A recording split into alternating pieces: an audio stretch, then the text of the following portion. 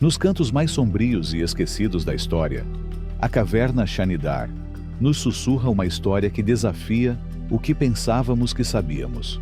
Não é uma história simples de sobrevivência. É uma crônica de luta, de morte e de um mistério que ainda ressoa em nossos ossos. Uma costela de um Neandertal, perfurada com precisão letal pelas bordas afiadas de uma pedra, conta a história de um encontro que terminou em tragédia. Este indivíduo, um guerreiro por direito próprio, não sucumbiu a uma fera, mas a um ferimento que acabou lhe custando a vida. Mas esta não é uma história isolada. A milhares de quilômetros de distância, um crânio fraturado conta uma história igualmente brutal. Não há dúvidas. A existência no Paleolítico não era para os fracos. Mas a questão que nos assombra é mais perturbadora do que qualquer predador da época. Foram apenas acidentes de caça? Ou há algo mais sombrio à espreita nas sombras da pré-história? Imagine a cena. Um mundo implacável, onde cada dia era uma batalha pela sobrevivência. Os grandes predadores eram os maiores inimigos dos Neandertais? Ou a verdadeira ameaça veio de dentro? As evidências sugerem um cenário assustador. Os Neandertais podem ter voltado suas armas contra sua própria espécie. Foi um conflito tribal, disputas territoriais, ou uma luta desesperada pela sobrevivência? Ou talvez houvesse algo mais, algo estrangeiro, uma espécie diferente, movendo-se em seu território, reivindicando seu espaço.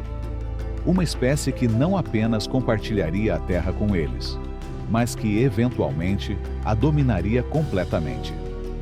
Hoje, vamos nos aprofundar em algumas das evidências mais chocantes já encontradas sobre a vida dos Neandertais. Vamos voltar no tempo, entrar no mundo deles e encarar a realidade brutal de sua existência.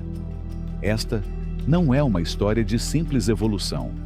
É uma história de conflito, resiliência e a dura verdade do que significa sobreviver. Durante gerações, os Neandertais foram retratados como brutos desajeitados, homens das cavernas sem inteligência ou emoção. Mas a ciência reescreveu essa história. Descobertas recentes revelaram uma verdade inegável. Em muitos aspectos, eles eram como nós. Eles cuidaram de seus doentes e feridos com dedicação, fabricaram ferramentas com habilidade impressionante e até deixaram vestígios de arte nas paredes de seus abrigos. E embora o debate sobre se eles devem ser classificados como Homo sapiens permaneça aberto, o que é certo é que eles eram humanos. Mas ser humano não significa apenas criatividade, empatia ou comunidade. Também significa violência. Uma violência que nos acompanha desde os primórdios da humanidade. Das guerras de civilizações antigas às disputas tribais nas terras mais remotas, uma verdade incômoda persiste. Onde há pessoas, há derramamento de sangue. Mas foi sempre assim? Ou a pré-história era uma época diferente? Evidências sugerem que conflitos violentos explodiram com a chegada da agricultura. À medida que a população crescia e a riqueza se acumulava, a competição por terras se transformava em guerra. Mas antes disso, no Paleolítico Superior, o mundo era um lugar diferente. Os humanos eram escassos, ridiculamente escassos. Em toda a Europa e Ásia, pode ser que nunca tenha havido mais de 10.000 Neandertais vivos ao mesmo tempo. Em grupos tão pequenos, evitar a violência teria sido mais fácil, e a cooperação mais valiosa do que o conflito. Imagine um grupo típico de Neandertais, talvez 20 indivíduos, com menos da metade deles adultos na flor da idade. A imagem de dois grupos formados em uma linha de batalha é pouco mais que uma fantasia. Se houve conflitos, eles foram esporádicos, pessoais, motivados pela necessidade ou pelo instinto. Mesmo o maior desses conflitos envolveria, no máximo, algumas dezenas de combatentes. Mas não vamos ficar presos à teoria. Não vamos confiar apenas em hipóteses. Hoje, vamos analisar as evidências. ossos contam histórias. Ferramentas trazem cicatrizes de batalhas esquecidas e feridas registradas em fósseis nos falam de um mundo onde a linha entre caça e guerra era tênue. Vamos viajar de volta no tempo e encarar a verdade brutal da violência dos neandertais. Ao longo do tempo, descobrimos os restos mortais de mais de 300 indivíduos neandertais. E em seus ossos, eles carregam cicatrizes de um mundo brutal. As evidências são esmagadoras. Entre 3/4 e quase todos esses restos mortais apresentam sinais de ferimentos traumáticos graves, que em muitos casos já foram curados. Metade de todos os neandertais sofreu ferimentos graves durante a vida. Isso nos diz algo muito claro. A sobrevivência no mundo deles não era garantida. Era uma batalha constante. As marcas em seus ossos contam uma história de perigos inevitáveis. Muitos desses ferimentos foram causados por feras colossais que caçavam de perto. Enormes herbívoros com garras afiadas e presas letais. Outros, claramente foram vítimas de predadores que espreitam nas sombras. A caça era uma atividade de alto risco, e acidentes faziam parte do jogo. Mas quando olhamos mais de perto, há um padrão nesses ferimentos, algo que sugere que nem todos esses danos vieram da caça ou de predadores. Há outra possibilidade, mais preocupante: a violência entre o próprio povo. É aqui que as coisas ficam complicadas. Não é fácil diferenciar um ferimento causado por um ataque de animal de um causado por um golpe, um chute ou mesmo uma arma. Para provar que um neandertal atacou outro, precisamos de evidências convincentes. Danos causados por uma arma feita pelo homem. E foi exatamente isso que encontramos na caverna Shanidar. Localizada nas profundezas das escarpadas montanhas Zagros, no nordeste do Iraque, a caverna Shanidar é muito mais do que um refúgio pré-histórico. Tornou-se uma das peças-chave na nossa compreensão dos neandertais. Até agora, os restos mortais de 9 indivíduos foram encontrados lá. 7 adultos e 2 crianças.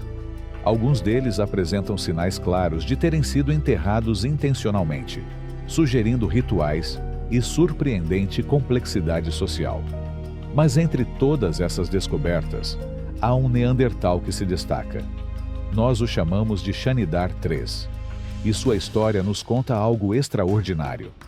Em seus restos mortais, os investigadores descobriram um ferimento fatal, uma perfuração em uma de suas costelas, causada por uma arma com ponta de pedra. Um golpe preciso, um impacto mortal. Desde sua descoberta na década de 1960, essa ferida se tornou o epicentro do debate sobre a violência no Paleolítico.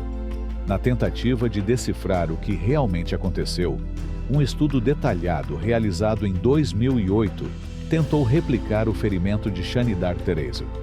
Para isso, os pesquisadores recorreram à única maneira de obter respostas definitivas: a experimentação direta. Eles escolheram 3 tipos de pontas de pedra usadas na região naquela época.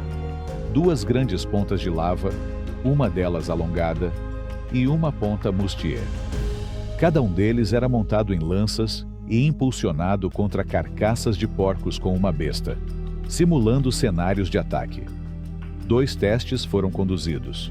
Um teste de baixa energia projetado para replicar o impacto de um projétil disparado com um arpão. E um teste de alta energia imitando o dano de um golpe direto a curta distância. Cada impacto, cada osso quebrado, nos trouxe um passo mais perto da verdade sobre o destino de Shanidar III. Os resultados foram reveladores. O teste de alta energia, que simulava uma facada direta a curta distância, frequentemente fraturava várias costelas, estilhaçando-as com o impacto. Em contraste, o teste de baixa energia, que replicou um projétil disparado remotamente, mostrou um padrão muito diferente.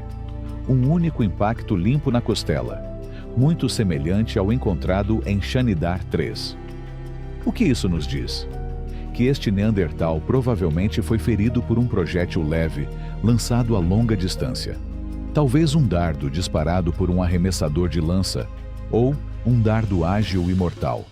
O mais perturbador é o ângulo do ferimento, para baixo, preciso. Não parece ser resultado de um acidente. Tudo indica que foi um ataque intencional. É aqui que a história toma um rumo ainda mais intrigante. Essas armas de longo alcance estão fortemente associadas à chegada de humanos anatomicamente modernos. E Shanidar III viveu aproximadamente 45 mil anos atrás, quando nossa espécie estava começando a se mudar para a região. Isso levanta uma possibilidade fascinante. Ele foi ferido por um humano moderno? Poderia esta ser a primeira evidência concreta de um conflito entre espécies? Antes de tirar conclusões precipitadas, todas as opções devem ser consideradas. Os neandertais também eram caçadores experientes, capazes de fazer e lançar lanças com grande habilidade. É possível que o ferimento tenha sido causado por outro neandertal. No entanto, o que não pode ser ignorado é a magnitude desta descoberta. É, sem dúvida, a evidência mais antiga de violência interpessoal cometida com uma arma. Não encontramos nada parecido no registro arqueológico por dezenas de milhares de anos. É um vislumbre direto de um momento de tensão e sobrevivência no Paleolítico. Um momento perdido no tempo, quando um neandertal sofreu um ferimento fatal, deixando-nos um rastro de perguntas sem resposta e uma pista crucial sobre o passado violento da humanidade. O ferimento, embora pequeno à primeira vista, poderia ter sido devastador. Evidências sugerem que a ponta da pedra perfurou 3 vezes o pulmão esquerdo de Shanidar. Se observarmos os casos modernos de esfaqueamento, sabemos que, sem uma perfuração grave da pleura ou um pneumotórax grave, suas chances de sobrevivência sem atenção médica seriam maiores do que 35%. No entanto, o formato do ferimento conta uma história diferente. Shanidar III não morreu imediatamente.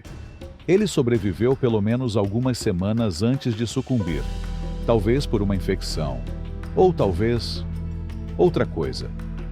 Seu agressor voltou para terminar o que começou? Não temos provas disso, mas a possibilidade persiste nas sombras da pré-história. Mas aqui na caverna Shanidar, há mais do que apenas uma história de violência. Deixe-me apresentar a vocês um dos fósseis de neandertais mais incríveis já encontrados, o de Shanidar. Se alguma vez houve um sobrevivente no mundo pré-histórico, foi este homem.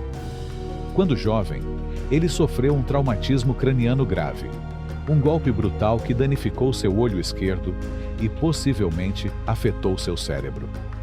Mas isso não foi tudo. Seus canais auditivos estavam bloqueados pelo crescimento ósseo, deixando-o quase surdo. Ele não só era meio cego e mal conseguia ouvir, mas também não tinha um braço. Sim, você ouviu direito. De alguma forma, há mais de 50 mil anos, esse homem perdeu o antebraço direito. Foi um acidente ou uma amputação deliberada realizada pelo seu povo. Não sabemos ao certo, mas o que está claro é que a experiência deve ter sido inimaginavelmente dolorosa. E, contra todas as probabilidades, ele sobreviveu anos após a amputação. Mas seu corpo tinha mais histórias para contar. Sua perna direita apresentava sinais de ferimentos graves, e seu pé foi fraturado antes de sarar. Apesar de tudo isso, Shanidar I não apenas viveu, mas perseverou. Ele foi cuidado por seu próprio povo. Ele não era apenas um neandertal marcado pela batalha. Ele era a prova viva de que sua espécie tinha algo que antes atribuíamos apenas a nós mesmos: compaixão, resiliência e a capacidade de proteger os mais vulneráveis. O que vemos na caverna Shanidar não é apenas violência, mas o outro lado da moeda: sobrevivência e comunidade. É uma janela para um mundo onde o perigo espreita em cada sombra, mas onde a força de um grupo pode significar a diferença entre a vida e a morte. Shanidar é aclamado como prova viva da compaixão entre os neandertais. Seu povo cuidou dele, o protegeu e o ajudou a sobreviver, apesar de seus inúmeros ferimentos. Mas há algo que raramente é mencionado: como ele os conseguiu em primeiro lugar. Vamos analisar os fatos. Um golpe devastador no rosto, o suficiente para danificar seu olho e possivelmente seu cérebro. Foi uma queda? Ou foi algo mais sinistro? Imagine um porrete de madeira descendo com força total, um punho envolto em pedra golpeando com brutalidade, ou até mesmo um golpe esmagador de um oponente furioso. No entanto, é aqui que a pré-história nos desafia. Sem evidências concretas, é quase impossível saber com certeza o que aconteceu. Mas se olharmos além de Shanidar, encontraremos outra pista, desta vez na França. No sítio de La Chapelle-aux-Saints, os restos mortais de outro Neandertal nos contam uma história perturbadora. Seu crânio apresenta uma cicatriz de 6 centímetros de largura, uma fratura cicatrizada na abóbada craniana. O interessante não é apenas que ele sobreviveu a tal ferimento, mas como ele foi infligido. Imagens tomográficas e reconstruções digitais nos dão uma resposta clara. Isso não foi um acidente. O formato do ferimento, a profundidade da fratura, tudo aponta para uma única fonte: uma arma. Mas que tipo de arma? É aí que o mistério se aprofunda. Um taco de madeira com ponta endurecida ao fogo. Um porrete atirado furiosamente à distância. Ou talvez, um machado rudimentar com fio de pedra. Cada opção é tão assustadora quanto plausível. A única coisa certa é esta: dezenas de milhares de anos atrás, nas sombras da pré-história, um Neandertal atacou outro com a clara intenção de causar mal. Quando pensamos em armas pré-históricas, a primeira coisa que vem à mente são lanças com ponta de pedra. Mas não subestimemos o poder de um bom clube. Se for feito de madeira dura e equipado com pontas afiadas, pode perfurar ossos com facilidade. E não podemos esquecer do lançamento de tacos, uma técnica que sabemos que existe desde os tempos antigos. No sítio de Schöningen, os ancestrais neandertais usavam gravetos de arremesso, provavelmente para caçar pequenas presas. Mas o que impede que essa mesma tática seja usada em combate? Em grupos aborígenes australianos modernos, registramos o uso de porretes maiores para caça e guerra. Agora, vamos dar um passo adiante. O que acontece se combinarmos a força de uma clava com a letalidade de uma ferramenta de pedra? Armas compostas, mortais nas mãos certas. É aqui que a história toma um rumo ainda mais intrigante. Ferramentas châtel-perronianas também foram encontradas no mesmo local, junto com os restos mortais deste Neandertal. Pequeno, rombudo, projetado com uma precisão que sugere uma evolução na tecnologia Neandertal. E se essa cultura fosse a ponte entre os Neandertais e os primeiros Homo sapiens? A pergunta é inevitável. Esse ferimento foi resultado de um conflito entre espécies? Um Homo sapiens atacando um Neandertal com tecnologia superior? É uma narrativa fascinante, quase irresistível. Quando falamos sobre a lesão no crânio deste Neandertal, temos 3 cenários possíveis. Foi um conflito dentro do próprio grupo, entre grupos rivais ou mesmo entre espécies? A opção mais provável é a primeira. Em qualquer sociedade social, a maioria dos conflitos ocorre dentro do mesmo grupo. Não é difícil imaginar uma disputa entre irmãos, uma briga pelo direito de acasalar, ou talvez um conflito de egos, que terminou da pior maneira possível. No reino animal, os conflitos sobre hierarquia podem aumentar rapidamente, e os neandertais não foram exceção. Os dados não deixam dúvidas. Em estudos com primatas não humanos, sabemos que a violência entre membros do mesmo grupo é uma causa comum de ferimentos graves. Tomemos como exemplo os chimpanzés de Gombe. Mais da metade de seus ferimentos ósseos são fraturas e mordidas causadas por brigas dentro de sua própria comunidade. E sim, algumas dessas lutas terminam em morte. Mas aqui, está a grande diferença. Os chimpanzés não usam armas. Agora, vamos adicionar armas à equação. Um porrete, uma lança, uma ferramenta de pedra afiada. De repente, uma luta que poderia ter terminado com alguns hematomas se transforma em um confronto mortal. Este Neandertal não sofreu apenas um golpe. Ele provavelmente perdeu a consciência, sangrou muito e pode ter sofrido danos cerebrais graves. E ainda assim, ele sobreviveu. Isso nos diz algo mais sobre seu grupo. Alguém interrompeu a briga antes que fosse tarde demais. Alguém o ajudou a se curar. Não foi apenas violência brutal. Houve também cuidado e compaixão. E esse é um lado dos Neandertais que raramente consideramos. Christoph Zollikofer, um dos pesquisadores do estudo, foi direto. Os controles sociais podem ter sido essenciais para evitar que as brigas saíssem do controle e colocassem o grupo em risco. Quando você tem ferramentas, tudo se torna muito mais perigoso. Você precisa de algum tipo de restrição social, ele explicou. E ele está certo. Vemos isso até hoje. Quando há uma briga de rua, a multidão geralmente intervém para separá-los.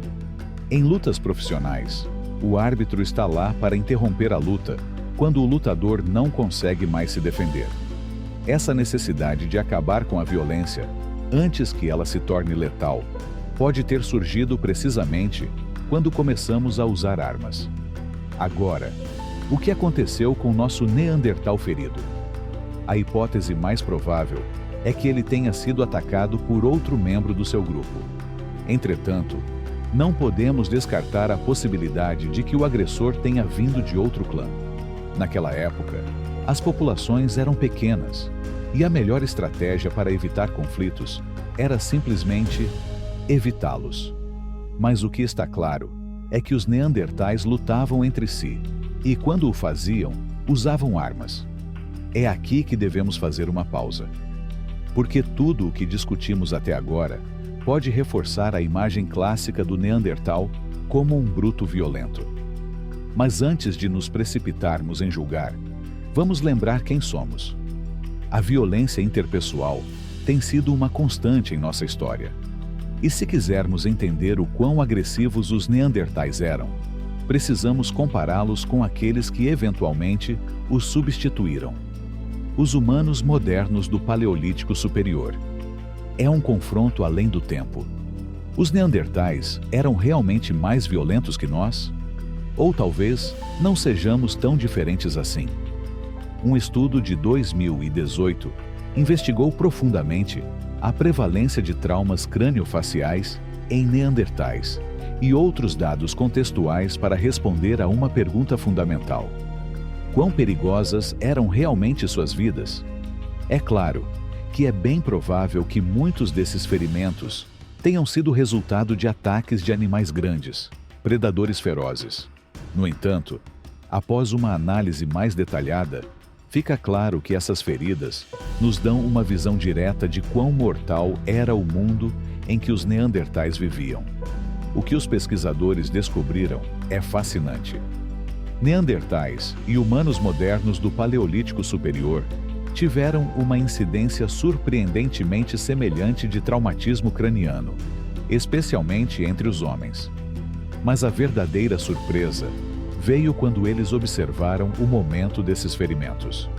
Os Neandertais tinham uma prevalência muito maior de traumatismo craniano quando jovens, enquanto os humanos modernos tinham uma taxa mais uniforme de ferimentos em todas as fases da vida. Isso sugere que os Neandertais viveram uma existência muito mais perigosa na juventude. Além disso, este estudo revelou que os Neandertais que sofreram ferimentos durante a juventude tinham muito mais probabilidade de morrer na mesma idade. Isso questiona a ideia de que os Neandertais acumularam danos físicos ao longo da vida devido à exposição constante a perigos. Em vez disso, parece que os machos jovens desta espécie viviam em um estado de perigo constante, com um ciclo contínuo de ferimentos e, possivelmente, morte prematura. No entanto, vale ressaltar que os Neandertais não necessariamente se machucavam com mais frequência do que os humanos modernos.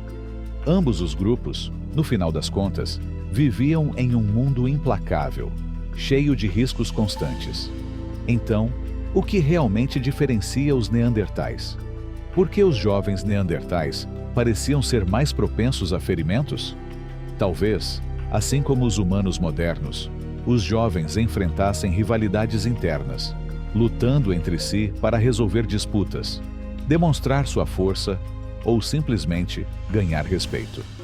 Ou talvez, eles fossem caçadores mais ousados, arriscando suas vidas para provar seu valor aos outros membros da matilha. Uma coisa é clara: os neandertais viveram vidas de tremendas dificuldades.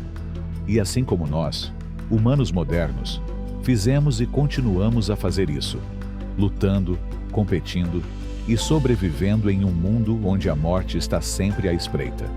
Os neandertais não deixaram apenas evidências de traumas físicos. Eles também deixaram vestígios de algo muito mais profundo: cooperação e resiliência da comunidade. Por meio desses traços, podemos ver que, mesmo nos momentos mais sombrios e difíceis de sua existência, sua humanidade brilhou. Eles não eram as bestas irracionais que muitos imaginam, sempre em guerra uns com os outros. Nem eram seres pacíficos, vivendo sem conflitos. Eles eram humanos, tão complexos quanto nós, capazes de compaixão e cooperação, mas também capazes de ceder à raiva em momentos de extrema violência, chegando até a ferir gravemente membros de seu próprio grupo. É fácil cair na tentação de preencher as lacunas da história com histórias simples, como a superioridade do Homo sapiens sobre os neandertais. Contudo, devemos ser cautelosos. Ao projetar nossas ideias modernas em um mundo tão distante, corremos o risco de distorcer a verdade. A realidade, na verdade, é muito mais sutil. Os neandertais, como nós, eram criaturas imperfeitas, complexas e, às vezes, conflitantes.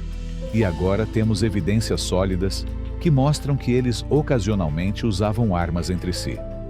Mas o que realmente se destaca, e é mais comovente sobre o que aprendemos hoje, é que, apesar das dificuldades, esses indivíduos foram cuidados por seu próprio povo.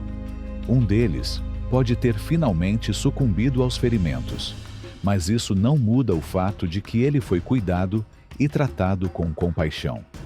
Em um mundo cheio de brutalidade, a compaixão, afinal, persevera. Se você gostou desta análise e quer continuar descobrindo mais sobre os segredos do passado e como eles nos conectam à nossa humanidade, não esqueça de se inscrever no nosso canal.